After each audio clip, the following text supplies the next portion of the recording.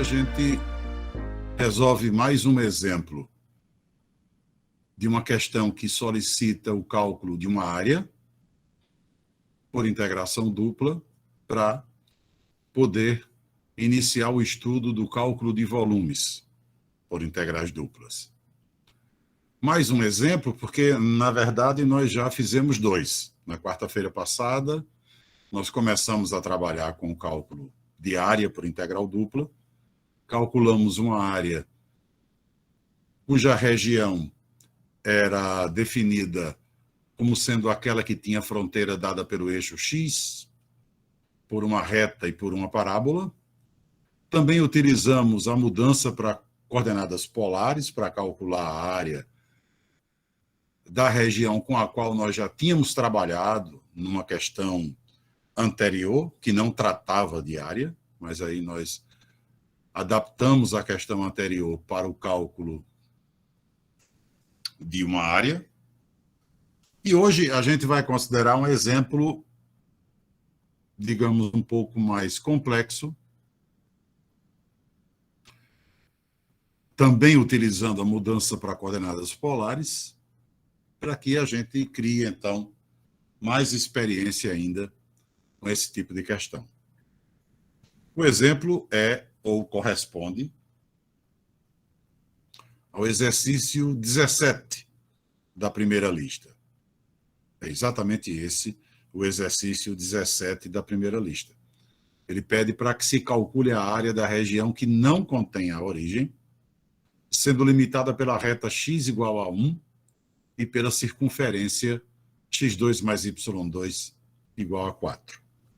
Então, a situação nossa, em termos de cálculo de área, é evidente que começa com o esboço da região, para que a gente possa extrair desse esboço os limites de integração. Então, nós temos aqui a circunferência de centro na origem e raio 1, digamos, nessa situação, e temos aliás, centro na origem e raio 2, me perdoe, né? O raio da circunferência é 2, já que a equação dela é x2 mais y2 igual a 4. E temos aqui a reta x igual a 1. Então,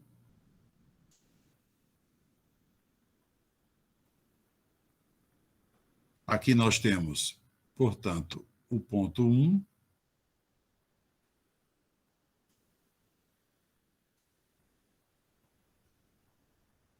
o ponto 1, e aqui 2, que corresponde ao raio da circunferência. Pelo enunciado do problema, é evidente que essa reta x igual a 1 dividiu a circunferência, a região circular, em duas partes. À esquerda da reta está a parte que contém a origem, não é? E à direita da reta está a parte que não contém.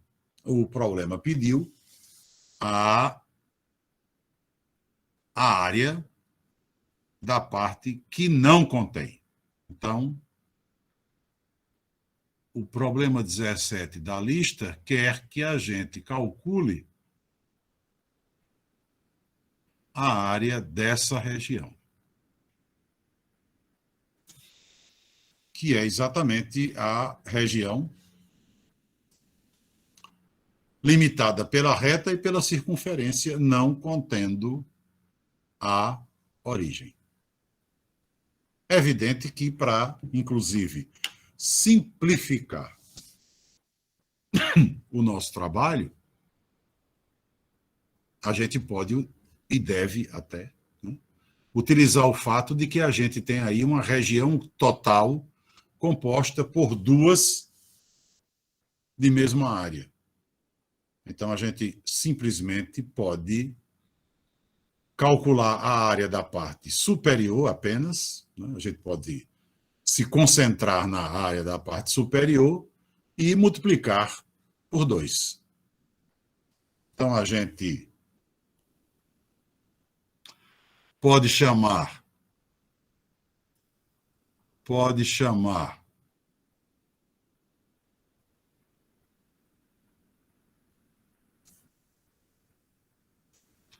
essa parte aqui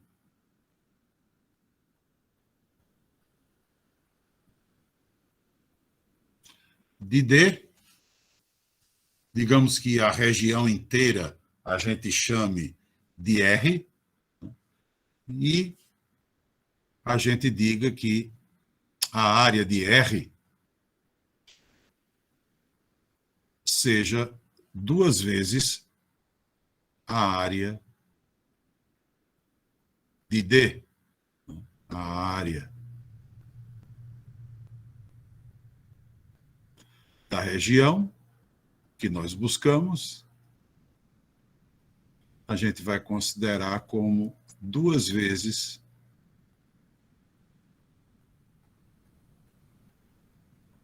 a área de D, porque é evidente, né, que temos a região total dividida em 2 partes, né, de mesma área. Muito bem, então a gente vai se concentrar exclusivamente na parte superior, e então isso aqui já pode ser desprezado. Vamos ver quem quer entrar. Pronto. Então, toda essa parte já pode ser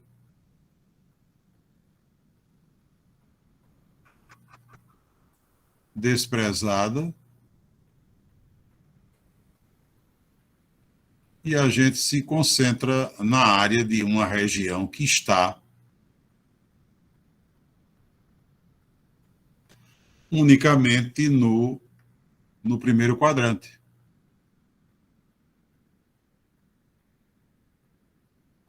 A gente se concentra no cálculo dessa área aí.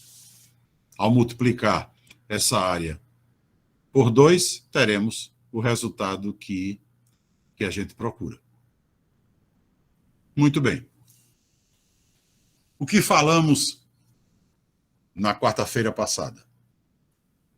Que toda vez que a gente quisesse calcular a área de uma região plana por meio da aplicação da integral dupla, a gente iria considerar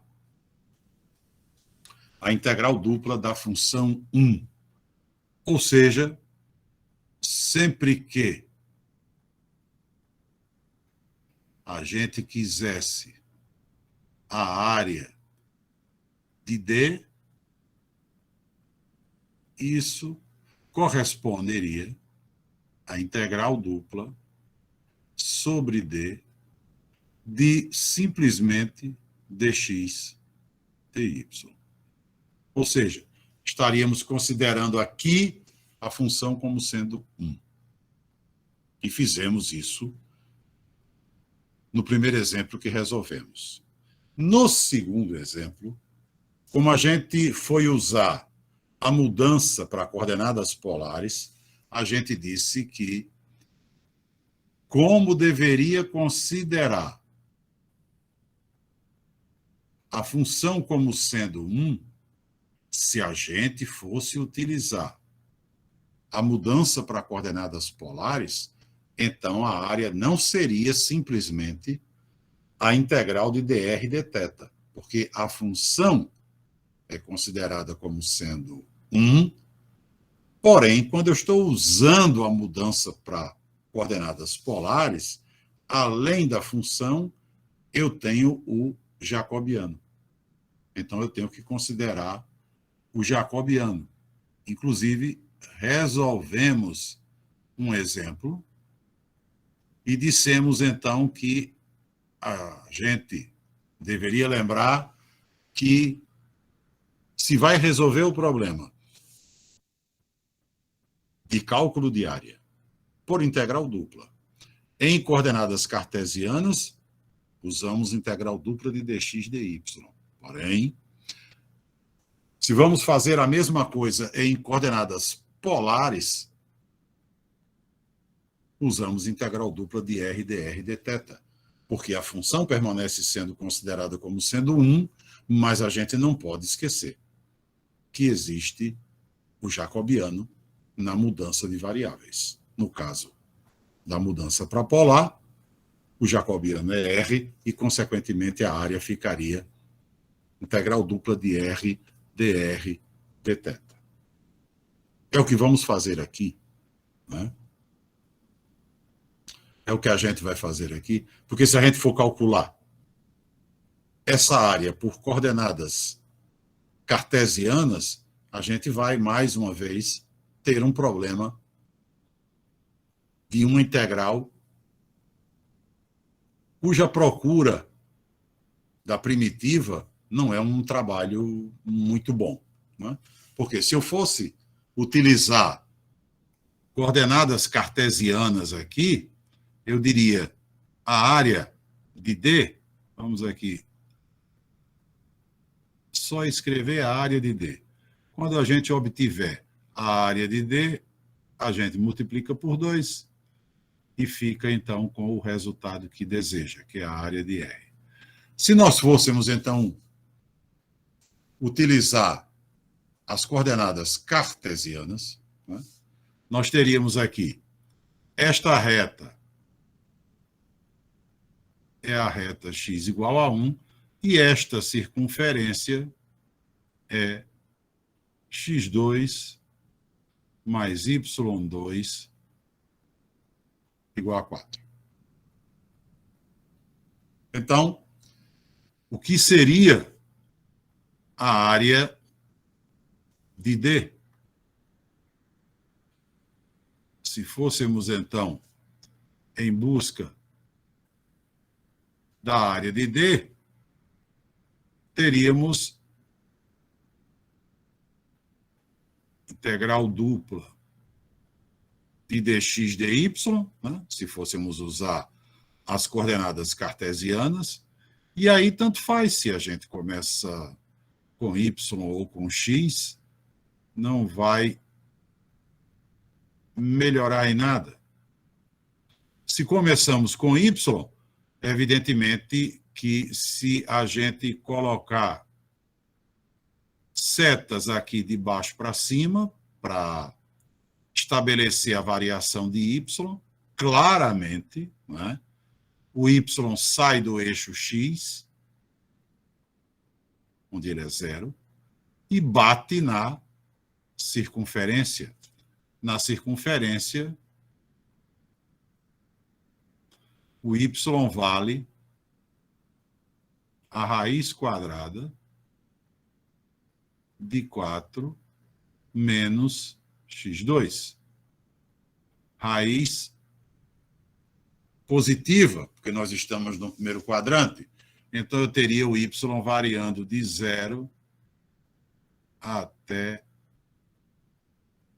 a raiz de 4 menos x2. E, evidentemente, o x iria variar, considerando entre dois valores numéricos, iria variar de 1 até 2. Ou seja, claro que a integral de dentro não teria o que fazer, a integral de dy é y, de 0 até a raiz é a própria raiz. Então, a área ficaria integral de 1 até 2 da raiz quadrada de 4 menos x2 dx. E é justamente nessa integral que reside a dificuldade da gente concluir o problema. Se nós tivéssemos um x aqui fora, ótimo. Uma substituição simples, direta, resolveria o problema. Como não temos, então, não será por substituição simples que essa integral será resolvida. Essa integral vai exigir que a gente utilize uma mudança, uma substituição trigonométrica. Eu, particularmente, acho muito mais interessante uma mudança para polar do que uma substituição trigonométrica na tentativa de encontrar uma primitiva para a raiz de 4 menos x2. Então, a gente... O que tem de melhor a fazer é realmente abandonar a ideia de calcular essa área utilizando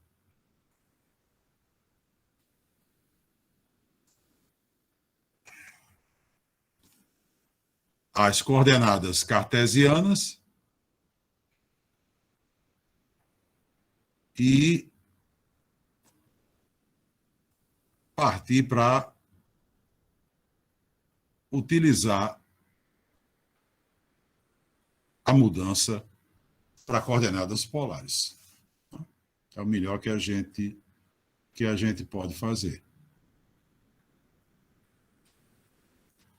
Muito bem. Se eu vou, então, utilizar a mudança para polar para tentar obter o valor da área de D, eu sei que agora passo a dizer que a área de D é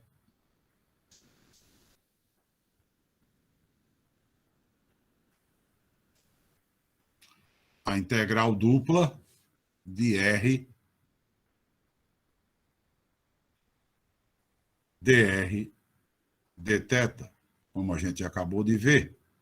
Está escrito aqui embaixo.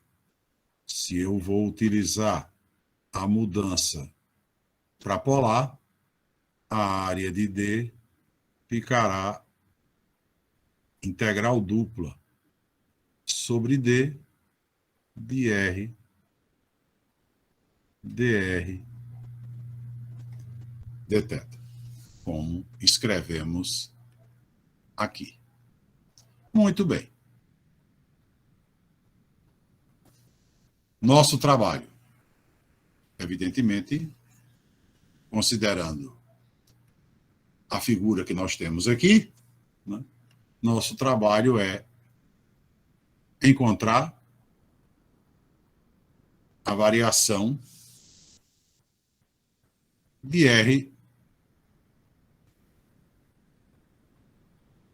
e de θ, de acordo com o que nós sabemos, né? De acordo com o que nós sabemos, já que exatamente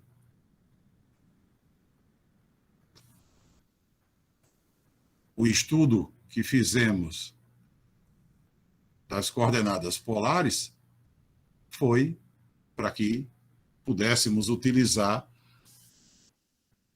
nessa situação. E aí a gente precisa lembrar, né, que, primeiro, como vou resolver a integral em coordenadas polares, eu vou resolver a integral interna em relação a R e a integral externa em relação a θ. Uma das coisas que nós dissemos. Na integral por coordenadas polares, essa ordem praticamente se impõe. Muito bem. Variação de R. Temos que lembrar como é que a gente raciocina, né, para estabelecer a variação de R. E nós dissemos que o raciocínio era o seguinte: passo a interpretar isso aqui não mais como o plano cartesiano, mas sim como o plano polar, e a origem se transforma em polo. A partir do polo, eu coloco as setas até o extremo da minha região para ter condições de dizer qual é a variação de R. E aí eu preciso apenas, né, verificar qual foi a parte, a seção de cada seta que ficou dentro da região. Essa parte que ficou dentro da região vai me dizer onde começa o R, onde termina o R. Olhando ali para a figura que nós temos, a gente vê que a parte de cada seta que ficou na região começa na reta x igual a 1 e termina na circunferência x2 mais y2 igual a 4. Logo, o que eu preciso fazer, não é descobrir quanto é R na reta x igual a 1 e descobrir quanto é R na circunferência x2 mais y2 igual a 4. Em outras palavras, traduzir, né, para a linguagem polar essas duas equações, porque é evidente que R começa na reta x igual a 1 e termina na circunferência. Então, vamos fazer aqui a nossa tradução. Reta x igual a 1. Como é que ela se escreve em coordenadas polares, já que eu não vou poder utilizar essa linguagem? Eu estou mudando minha integral dupla para coordenadas polares. Então, eu tenho que utilizar a linguagem polar. X igual a 1, na linguagem polar, a tradução é simples, porque x eu sei que vale R cosseno θ.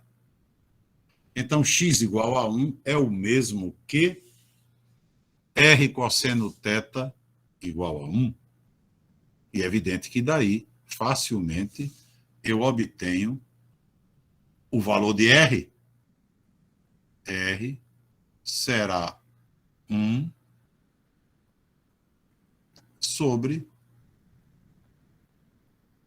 cosseno θ.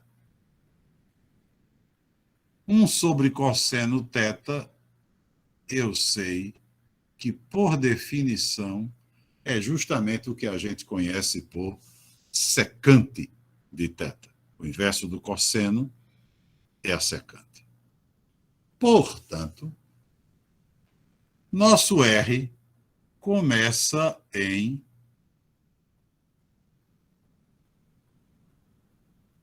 secante de θ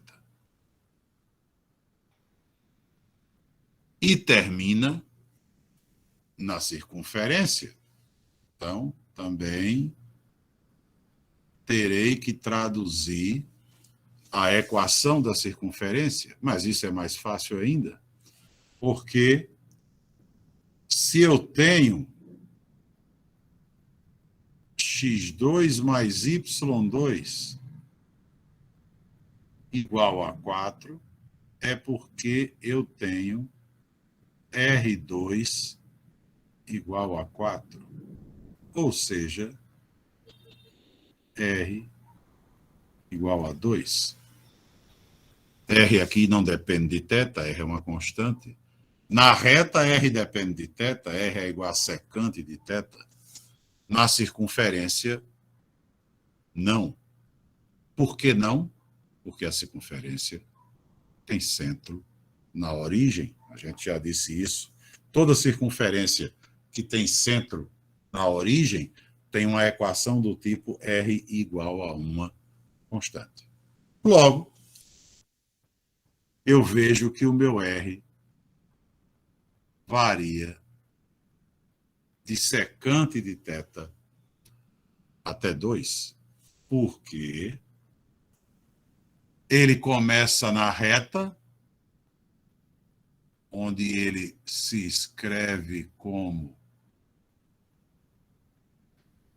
1 sobre cosseno θ, ou seja, secante θ, e termina na circunferência, onde ele se escreve como R igual a 2.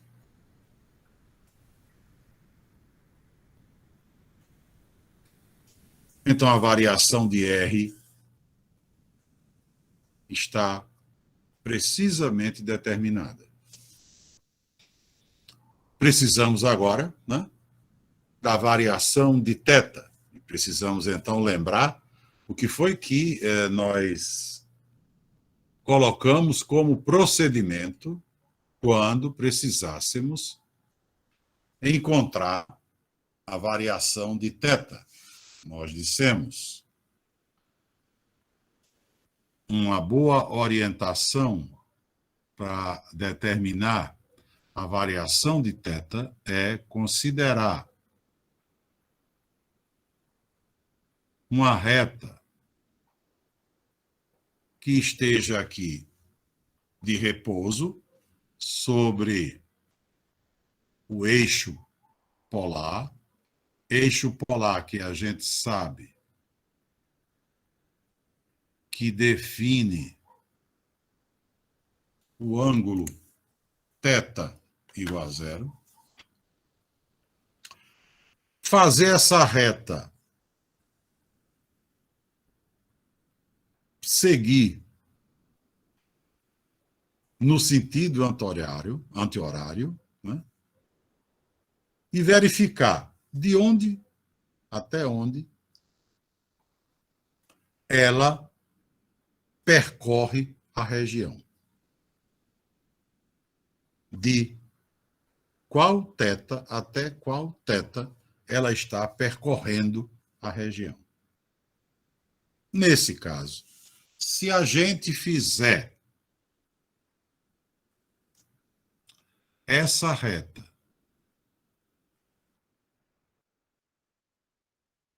seguir a partir daqui no sentido anti-horário, desde o próprio θ igual a 0, ela já está percorrendo a região.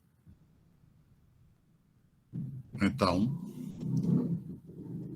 óbvio que o θ começa em 0. A questão é: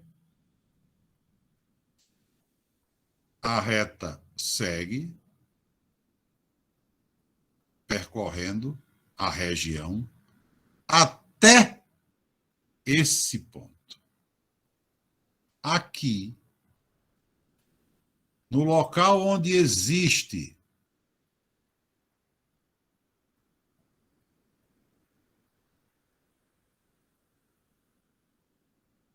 a interseção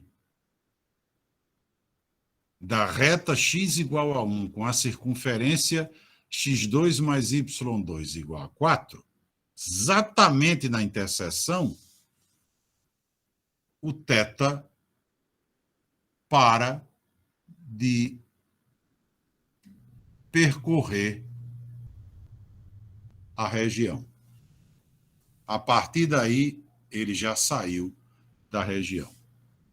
Então, esse segundo ângulo aqui, medido de 0 até aqui, o segundo ângulo, o ângulo final, virá a ser o meu limite superior de integração. Como esse ângulo acontece exatamente na interseção, então a gente determina a interseção para tentar descobrir o ângulo. Interseção de quem? Da reta com a circunferência.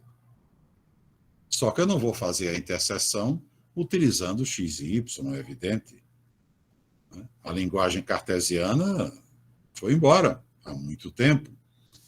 Eu preciso fazer a interseção utilizando a linguagem polar. Então, eu preciso descobrir onde R igual a secante de θ intersecta R igual a 2, né? Intersecção da reta com a circunferência em coordenadas polares. Como secante é uma coisa que a gente não conhece muito os valores, aqui é melhor a gente substituir secante por 1 sobre cosseno. Como eu quero intersecção, é claro que eu vou igualar as duas coisas, né? Eu terei 2 igual a secante de θ, que é assim que eu faço intersecção, né? Igualando as duas equações. Por um lado, eu tenho R igual a secante de θ, e por outro lado, eu tenho R igual a 2, eu tenho 2 igual a secante de θ. E o meu objetivo é descobrir o θ, né? E vou descobrir facilmente. Por quê? Como eu falei, qual é o ângulo cuja secante é 2? A princípio, secante é uma coisa que a gente não trabalha muito com ela, não sabe, né, identificar. Mas se a gente voltar a escrever secante como o inverso do cosseno, a gente acaba descobrindo que o cosseno é 1/2, né? Cosseno vem para cá, 2 vem para cá, acabo descobrindo que cosseno é 1/2. Ah, então agora ficou bem mais simples de dizer que o ângulo onde acontece aqui a intersecção é 60 graus, é o ângulo cujo cosseno vale 1/2. Então, eu tenho θ igual a π sobre 3. Portanto, para percorrer toda essa região, o θ sai de 0 e chega em π sobre 3. Estão, portanto, determinados todos os limites de integração. Todos os limites de integração.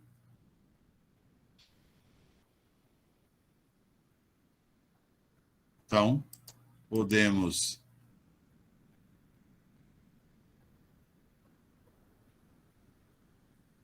fazer o cálculo da integral dupla sem problema.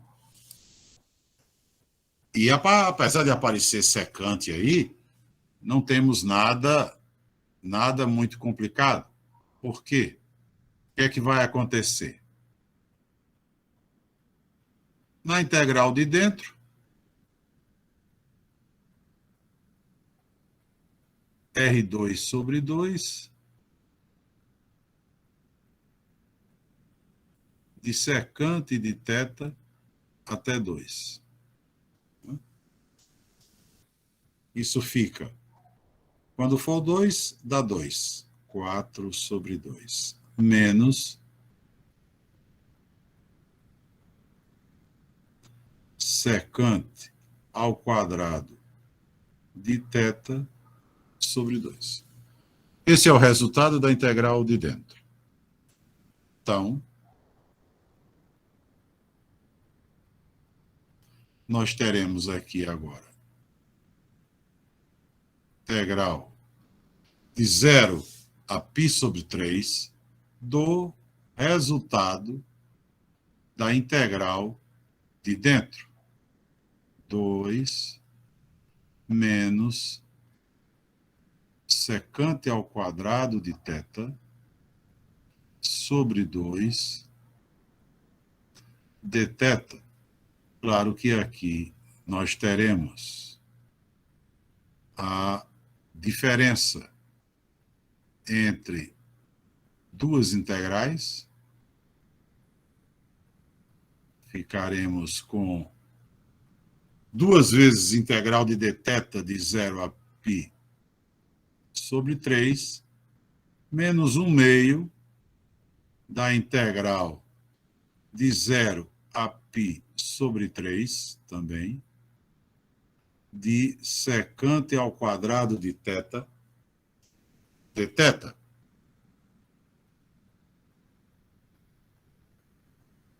É evidente que a primeira das integrais vai me dar 2π sobre 3, porque a integral de dθ é θ, de 0 a π sobre 3 será π sobre 3, tenho 2 aqui na frente. E a segunda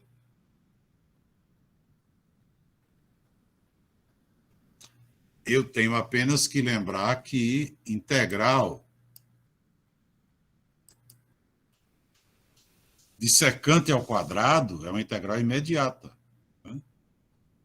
A função cuja derivada é secante ao quadrado é a tangente. Derivada da tangente secante ao quadrado. Então, eu tenho aqui tangente de θ de 0 a π sobre 3.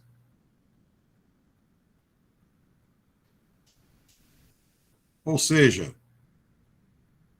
eu tenho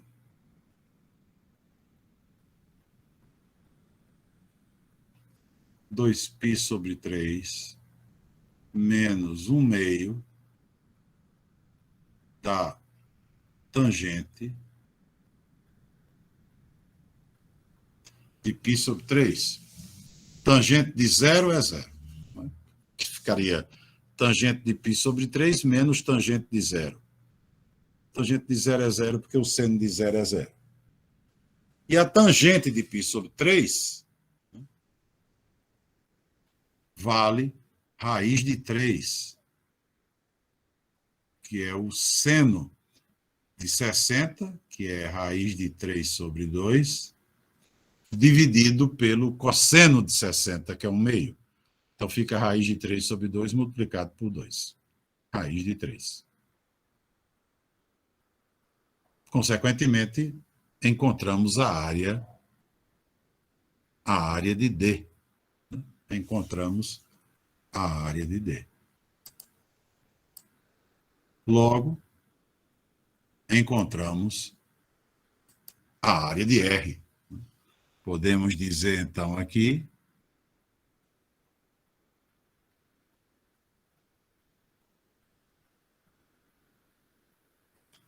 que a área de R será 2 vezes esse resultado.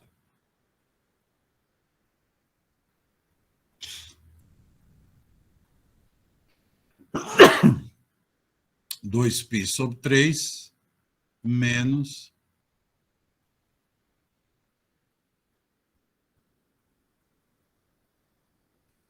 raiz de 3 sobre 2. Ou seja, 4π sobre 3 menos raiz de 3. É o valor da área que foi pedida no problema 17. Ok? E aí você tem, então, mais uma questão de área e, principalmente, mais uma excelente aplicação da mudança para coordenadas polares. Tá ok? Muito bem. Então, agora, vamos mudar de assunto. Diga, Lucas. Opa, professor, boa noite. Você podia repetir só a primeira parte do intervalo da integral, que eu não entendi? Porque a secante vai entrar primeiro ali. Não, vai da secante até o 2. Só isso que eu não entendi. Vai estar tranquilo. Vai da secante até o 2? Sim. Como é que você encontra, né, a variação de R? Você, a partir do polo, você joga as setas que vão do polo até o extremo. Sempre assim, do polo até o extremo. Aí, depois que você faz isso, você tem que ver a parte da seta que ficou dentro da região. Essa parte é quem lhe mostra qual é a variação de R. Nesse problema aqui, né, a parte da seta que ficou dentro da região começa exatamente na reta, né? X igual a 1. A parte da seta que ficou dentro da região começa exatamente na reta e termina exatamente na circunferência. Só que você não vai dizer que o R começa de x igual a 1 e termina em x2 mais y2 igual a 4.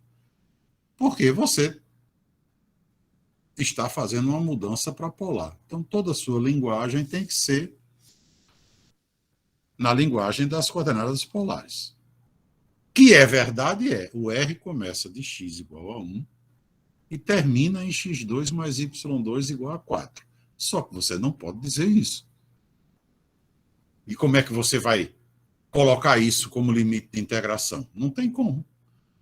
O que você tem que fazer é, você já viu, que é o mais importante, né? Já viu que o R começa na reta e termina na circunferência. Por que razão? Porque é assim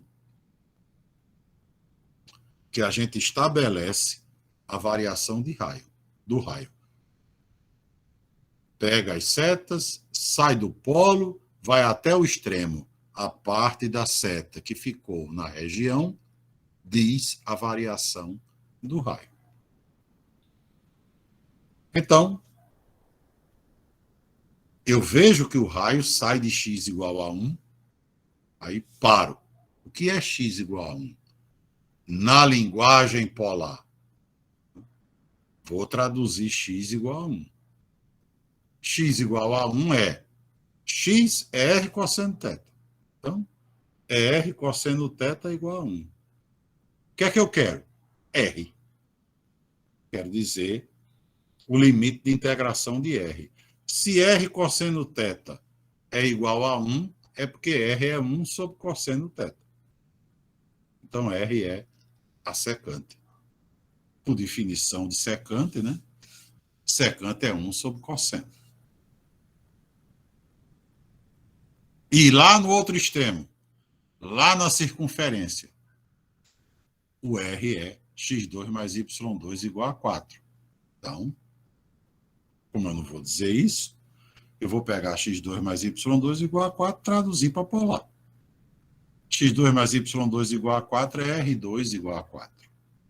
Consequentemente, é R igual a 2. Então, R vem lá de secante de θ até 2. Porque a parte da seta, né, que ficou dentro da região foi exatamente essa, da reta para a circunferência.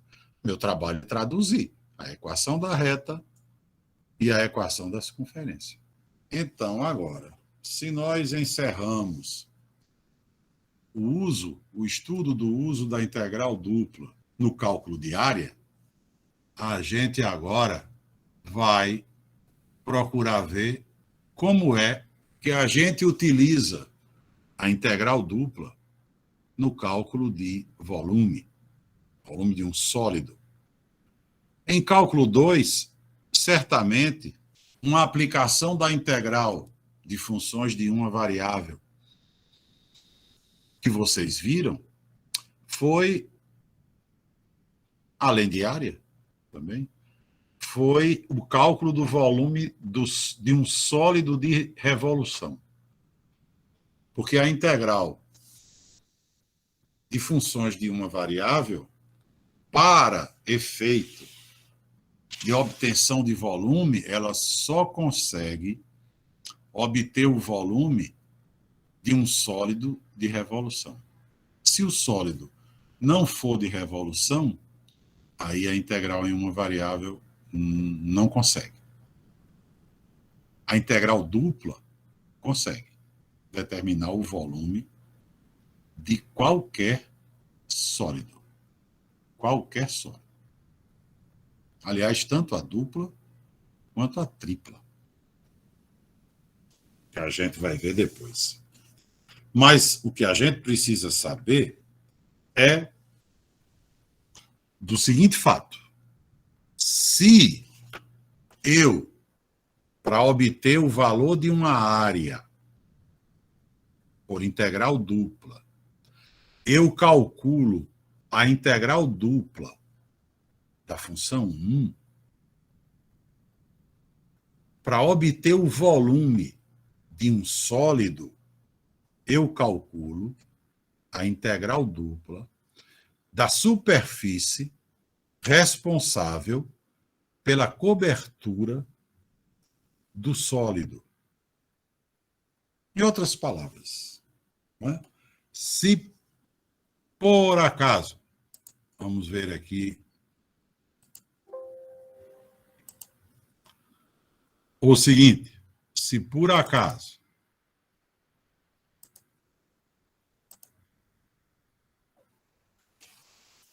eu desejo no R3, porque agora nós vamos para o R3, né? Se falamos de volume, falamos de 3 dimensões. Então, a situação clássica da aplicação da integral dupla no cálculo de volume é a seguinte. Suponha que você tenha um sólido, que normalmente a gente representa pela letra L e não pela letra S, porque S é normalmente reservada, a letra S é normalmente reservada para representar uma superfície. Então, suponha que você tenha um sólido no R3. Um sólido, não é? Que seja composto de uma base D, que está lá no plano XY, a partir da fronteira de D. Vá acompanhando aqui a figurinha. Uma base D, que está no plano XY. A partir da fronteira de D, sejam levantadas as paredes laterais do sólido. Então, você fica com uma base e com as paredes laterais. E em cima, a cobertura do sólido seja dada pelo gráfico de uma função de 2 variáveis. Gráfico de uma função de uma variável é chamado de curva. Aqui, nós estamos falando de gráfico de uma função de duas variáveis. Então, a gente diz que isso aqui em cima é uma superfície. Portanto, considere a situação padrão, que é a de um sólido que tem base como sendo uma região no plano XY, laterais como sendo o prolongamento da fronteira dessa região e cobertura como sendo uma superfície, que é o gráfico de uma função de duas variáveis. Dada essa situação, a gente diz que o volume desse sólido, portanto, seja ele de revolução ou não, é dado pela integral dupla daquela função cujo gráfico foi responsável pela cobertura do sólido. Ou seja, é a integral dupla da função cuja superfície foi responsável pela cobertura do sólido. Então, cuidado para não fazer confusão. Se eu quero a área de uma região plana, eu calculo a integral dupla da função 1. Se eu quero o volume de um sólido no R3, eu calculo a integral dupla da função cujo gráfico, cuja superfície foi responsável pela cobertura do sólido. Tá certo? Então, isto posto, considere a seguinte situação. A gente diga que um determinado sólido L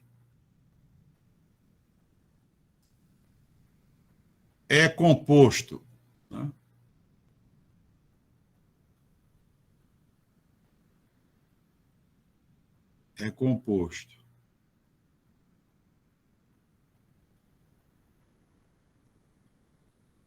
pelos planos coordenados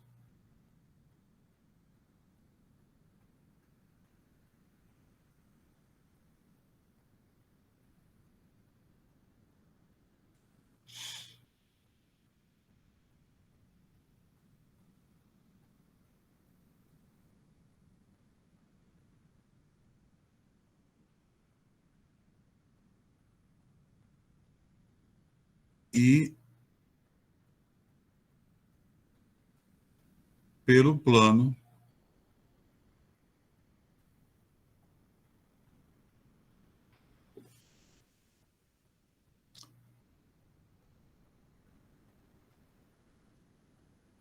x mais y mais e igual a 1 no primeiro octante. A gente precisa, a partir de agora, ir criando uma nova experiência. A experiência com o trato de gráficos no R3. Né? Inevitavelmente, temos que trabalhar com gráficos no R3, porque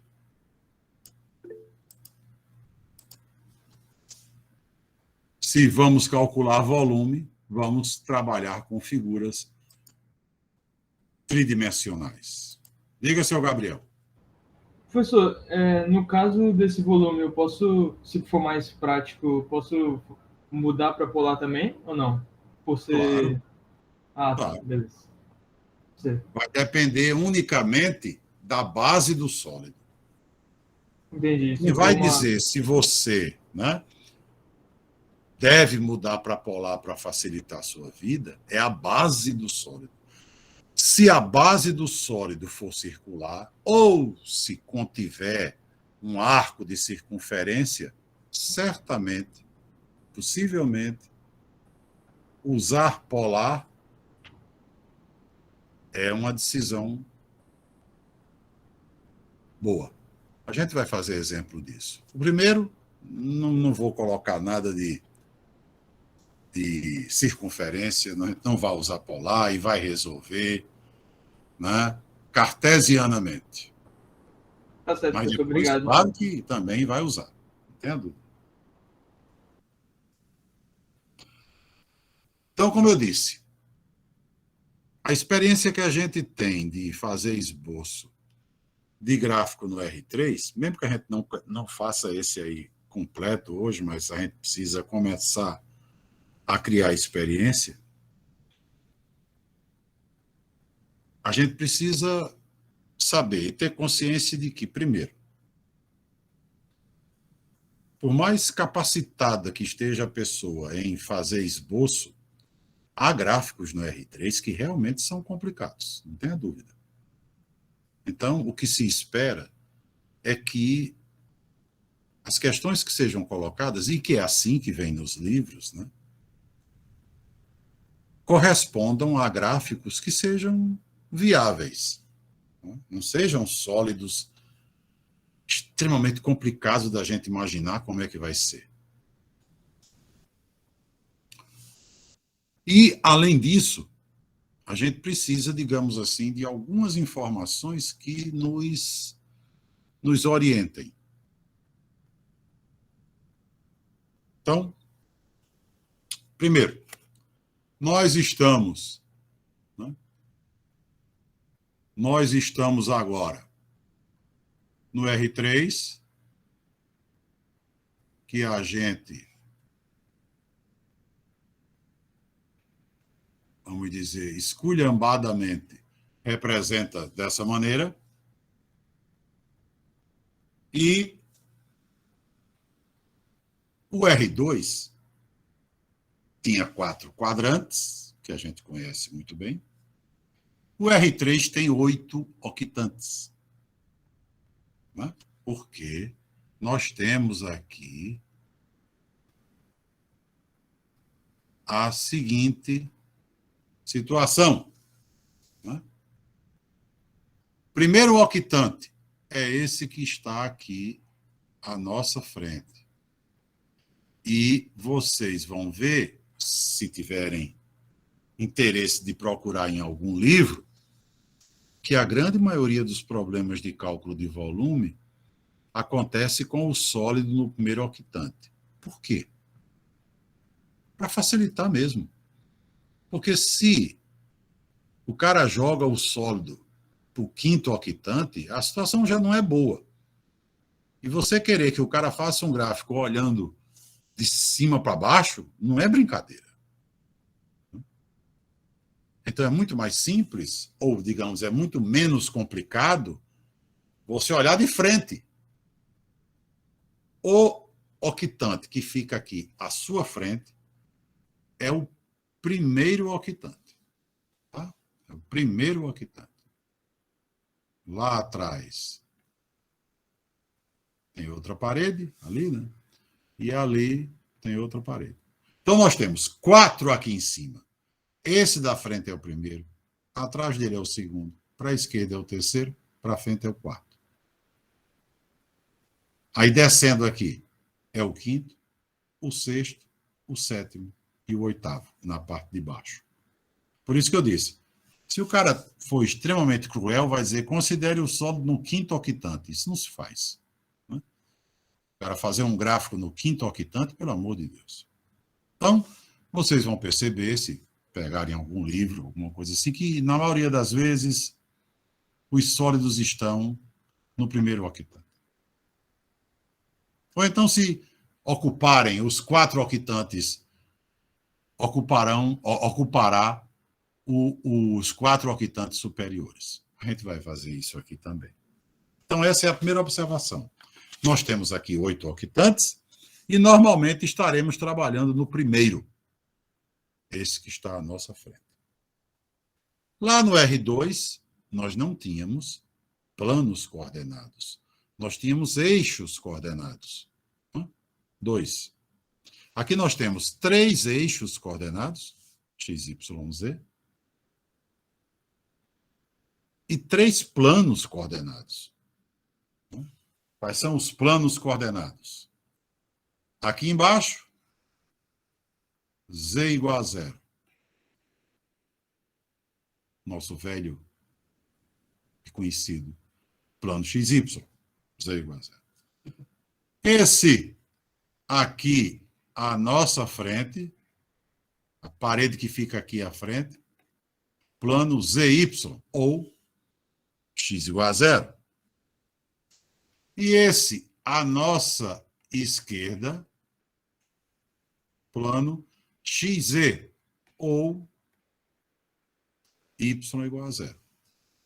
Então, temos 3 eixos coordenados, temos 3 planos coordenados. Muito bem. Aí, vejamos o que diz o nosso probleminha da vez aqui. Ele diz que no primeiro octante,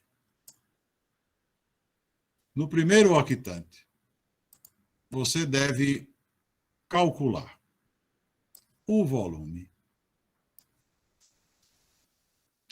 do sólido. Vamos colocar aqui o nosso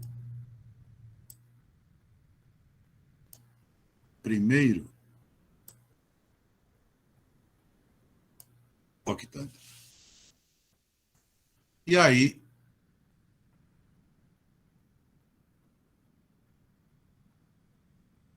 ele diz, considere no primeiro octante o sólido formado pelos 3 planos coordenados, vamos colocar aqui, né? Os planos coordenados no primeiro octante. Então, aqui eu teria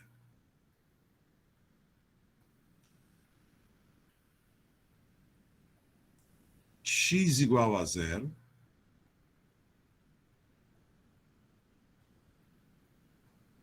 aqui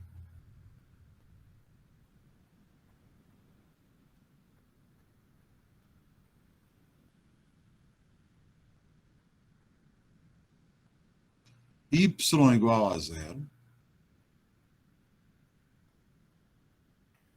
e, finalmente,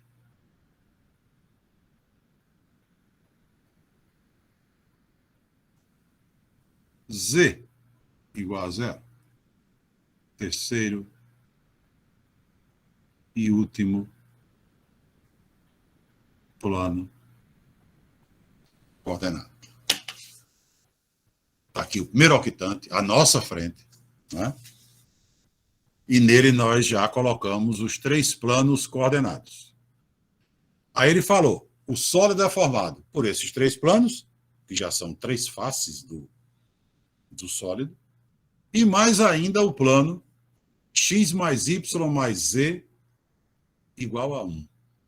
Aí agora, né, a gente começa a listar algumas, digamos, sugestões, né, importantes que nos orientam no esboço dos sólidos ou das superfícies também, né, no R3. Primeira sugestão. Quando eu vou traçar um plano no R3, eu analiso primeiro se a equação dele contém as 3 variáveis ou não. Porque dependendo da situação, eu uso um tipo de procedimento. Você vai dizer, mas a equação do plano sempre não contém as 3? Não. Tanto não que z igual a zero é a equação de um plano. E só tem uma variável. Tanto não que um problema pode chegar e dizer para você, considere o plano y igual a x. Você vai dizer, isso y igual a x não é reta? Era no R2. No R3, é um plano. Então, é a equação do plano com 2 variáveis. Então, você tem a equação de plano com uma variável, como z igual a zero. Você tem a equação de plano com 2 variáveis, como y igual a x, por exemplo. E você tem a equação de plano com 3 variáveis, como essa, x mais y mais z igual a 1. Minha sugestão. Se você quer fazer o esboço de um plano, situar um plano no R3, se a equação desse plano tem as 3 variáveis, isso é sinal de que ele corta os 3 eixos. Se a equação do plano não tem as 3 variáveis, é sinal de que ele não corta os 3 eixos. Aí a gente vai ter que fazer diferente. Mas se tem as 3 variáveis, ele corta. E justamente então, você terá, descobrindo onde ele corta cada eixo, você terá 3 pontos não colineares. Ligando esses 3 pontos, você verá o plano. Tá certo? Portanto, a equação do plano que foi dada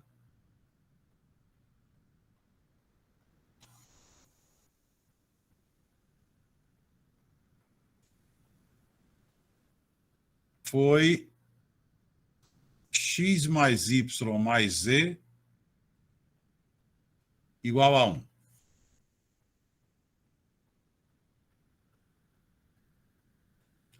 E é evidente que é fácil a gente encontrar as interseções, né?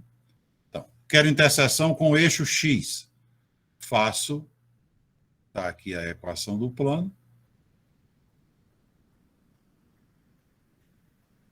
X mais y mais z igual a 1. Quero interseção com o eixo x. Faço y igual a z igual a 0. Obtenho x igual a 1. Ou seja, esse plano passa pelo ponto 1, 0, 0. Quero interseção com o eixo y? Faço x igual a z igual a 0. Obtenho, semelhantemente, y igual a 1. O plano passa por 0, 1, 0. Quero interseção com o eixo z, então, faço x igual a y igual a 0.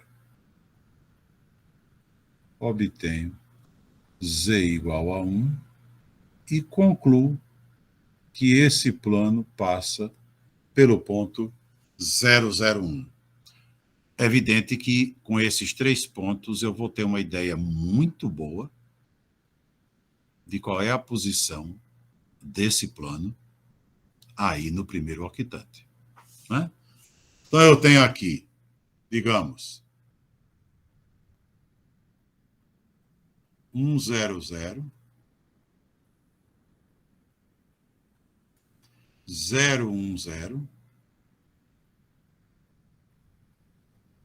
0, 0, 1. Ou seja, tenho 3 pontos não colineares. Se eu os ligo.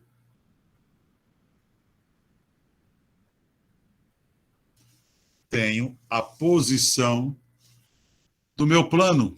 E realmente, o meu plano fechou um sólido. Né? Porque eu já tinha a face da minha frente, que é essa face aqui, dada pelo plano x igual a zero. A minha face à esquerda, que é essa aqui, dada pelo plano y igual a zero. A base, que é essa aqui, dada pelo plano z igual a zero. E, finalmente, entrou essa chapa triangular que, juntamente com os três planos coordenados, fechou